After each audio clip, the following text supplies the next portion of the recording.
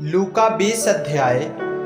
यीशु के अधिकार पर प्रश्न। एक दिन ऐसा हुआ कि जब वह मंदिर में लोगों को उपदेश दे रहा और सुसमाचार सुना रहा था तो प्रधान याजक और शास्त्री पुरनियों के साथ पास आकर खड़े हुए और कहने लगे, हमें बता, तू इन कामों को किस अधिकार से करता है और वह कौन है जिसने तुझे यह अधिकार दिया है।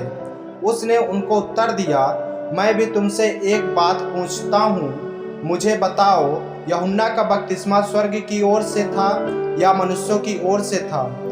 तब वे आपस में कहने लगे, यदि हम कहें स्वर्ग की ओर से तो वह कहेगा, फिर तुमने उसकी प्रतीत क्यों न की? और यदि हम कहें मनुष्यों की ओर से तो सब लोग हम पर पथराव करेंगे, क्योंकि वे सचमुच जानते हैं कि यूहन्ना भविष्यवक्ता था।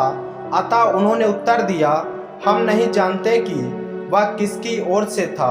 यीशु ने उनसे कहा, तो मैं भी तुमको नहीं बताता कि मैं ये काम किस अधिकार से करता हूँ। दुष्ट किसानों का दृष्टांत। तब वह लोगों से यह दृष्टांत कहने लगा, किसी मनुष्य ने दाख की बारी लगाई और किसानों का उसका ठेका दे दिया और बहुत दिनों के लिए परदेश चला गया। जब समय आया तो उसने किसानों के पास एक दास को भेजा कि वे दाख की बारी के कुछ फलों का भाग उसे दें, पर किसानों ने उसे पीट कर छूछे हाथ लौटा दिया।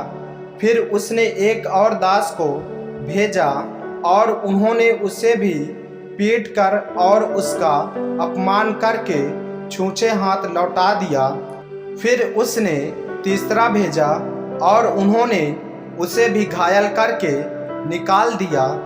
तब दाख की बारी के स्वामी ने कहा, मैं क्या करूं?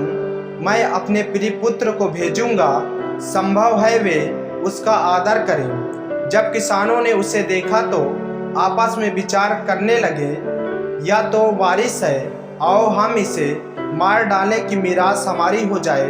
और उन्होंने उसे दाख की बारी से बाहर निकालकर मार डाला। इसलिए दाख की बारी का स्वामी उनके साथ क्या करेगा? वह आकर उन किसानों को नष्ट करेगा और दाख की बारी दूसरे को सौंपेगा। यह सुनकर उन्होंने कहा, परमेश्वर करे ऐसा ना हो। उसने उनकी ओर देखकर कहा, फिर यह क्या लिखा है, जिस पत्थर को राजमिस्त्रियों ने निकम्मा ठहराया था वही कोने का सिरा हो गया। जो कोई उस पत्थर पर गिरेगा वह चकनाचूर हो जाएगा और जिस पर वह गिरेगा उसको पीस डालेगा। कैसर को कर देना। उसी घड़ी शास्त्रियों और प्रधान याजकों ने उसे पकड़ना चाहा, क्योंकि वे समझ गए थे कि उसने हम पर यह दृष्टांत कहा, परंतु वे लोगों से डरे और वे उसकी ताक में लगे और भेदिए भेजे कि धर्म का भेष धरकर उसकी कोई न कोई बात पकड़ें, ताकि उसे हकीम के हाथ और अधिकार में सौंप दें। उन्होंने उससे यह पूछा, हे गुरु, हम जानते हैं कि तू ठीक कहता और सिखाता भी है और किसी का पक्षपात नहीं करता, वरन परमेश्वर का मार्ग सच्चाई से बताता है। क्या हमें कैसर को कर देना उचित है या नहीं? उसने उनकी चतुराई को ताड़कर उनसे कहा, एक दिनार मुझे दिखाओ, इस पर किसकी छाप और नाम है? उन्होंने कहा, कैसर का। उसने उनसे कहा, तो जो कैसर का है वह कैसर को दो और जो परमेश्वर का है वह परमेश्वर को दो। वे लोगों के सामने इस बात में उसे पकड़ ना सके, वरन उसके उत्तर से अचंभित होकर चुप रह गए। पुनरुत्थान और विवाह।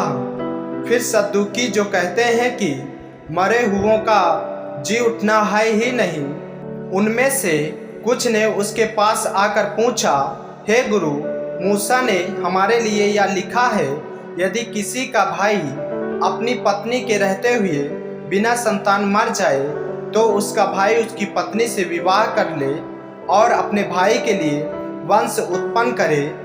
7 भाई थे। पहला भाई विवाह करके बिना संतान मर गया। फिर दूसरे और तीसरे ने भी उस स्त्री से विवाह कर लिए। इसी रीति से सातों बिना संतान मर गए। अंत में वह स्त्री भी मर गई। इसलिए जी उठने पर वह उनमें से किसकी पत्नी होगी, क्योंकि वह सातों की पत्नी हो चुकी थी। यीशु ने उनसे कहा, इस युग की संतानों में तो विवाह होता है, पर जो लोग इस योग ठहरेंगे कि उस युग को और मरे हुओं में से जी उठने को प्राप्त करें, वे न विवाह करेंगे और न विवाह में दिए जाएंगे। वे फिर मरने के भी नहीं, क्योंकि वे स्वर्गदूतों के समान होंगे और पुनरुत्थान की संतान होने से परमेश्वर के भी संतान होंगे। परंतु इस बात को कि मरे हुए जी उठते हैं, मूसा ने भी झाड़ी की कथा में प्रकट की है कि वह प्रभु को अब्राहम का परमेश्वर और इसहाक का परमेश्वर और याकूब का परमेश्वर कहता है। परमेश्वर तो मुर्दों का नहीं, परंतु जीवितों का परमेश्वर है, क्योंकि उसके निकट सब जीवित हैं। तब यह सुनकर शास्त्रियों में से कुछ ने यह कहा, हे गुरु, तूने अच्छा कहा, और उन्हें फिर उससे कुछ और पूछने का हियाव न हुआ। मसीह किसका पुत्र है? फिर उसने उनसे पूछा, मसीह को दाऊद की संतान कैसे कहते हैं? दाऊद आप भजन संहिता की पुस्तक में कहता है, प्रभु ने मेरे प्रभु से कहा, मेरे दाहिने बैठ, जब तक कि मैं तेरे बैरियों को तेरे पांव के तले न कर दूं। दाऊद तो उसे प्रभु कहता है, तो फिर वह उसकी संतान कैसे ठहरा? शास्त्रियों से सावधान। जब सब लोग सुन रहे थे तो उसने अपने चेलों से कहा, शास्त्रियों से चौकस रहो, जिनको लंबे लंबे वस्त्र पहने हुए फिरना अच्छा लगता है और जिन्हें बाजारों में नमस्कार और आराधनालयों में मुख्य आसन और भोज में मुख्य स्थान प्रिय लगते हैं। वे विधवाओं के घर खा जाते हैं और दिखाने के लिए बड़ी देर तक प्रार्थना करते रहते हैं। ये बहुत ही दंड पाएंगे। आमीन। मेरे प्रियो, यदि आप इस चैनल पर नए हैं, यदि आपने अभी तक हमारे चैनल को सब्सक्राइब नहीं किया है, तो हमारे चैनल को सब्सक्राइब करें और बेल आइकन के बटन को दबाएं, ताकि परमेश्वर का वचन रोजाना आप तक पहुंच सके। जय मसीह की। प्रभु आपको आशीष दे।